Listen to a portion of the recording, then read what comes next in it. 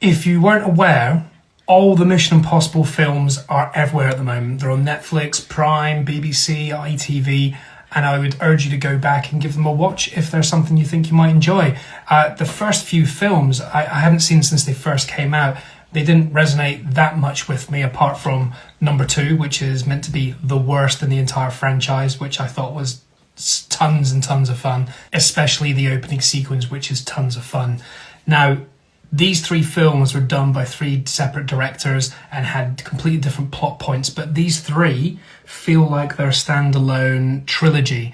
None of them have extra words. For instance, the next one's Ghost Protocol, Fallout, etc. They all have different names attached to it, and they all feel like a very different entity. These do feel like 90s movies, whereas the new ones do feel more modern.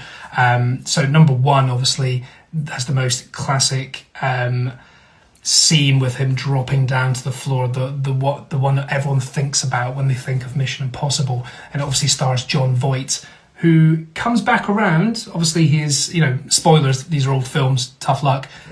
Jon Voight, who gets killed in this film by Ethan Hunt, Tom Cruise, and in Final Reckoning, that's where, Dead Reckoning and Final Reckoning, that's when that comes full circle.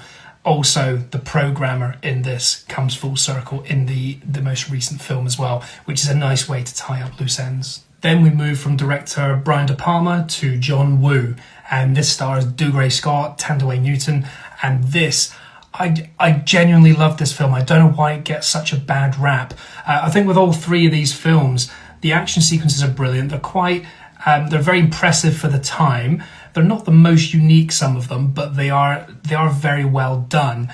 You can tell there is an element of CGI in some of them, but obviously Tom Cruise has started his beginning of doing all these stunts to a high level here. And this is the most iconic scene of that entrance of him, hanging backwards on the cliff edges with no wires. It's unbelievable, but the film itself is really good, and I think Dougray Scott is a great villain.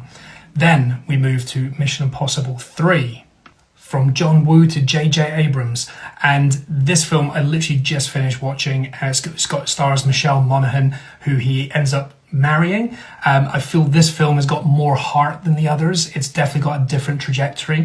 The helicopter scene in the wind farm was fantastic, and this introduces us to Simon Pegg, which starts the trio of friendship for the remainder of these movies with Ving Rhames. Loved it.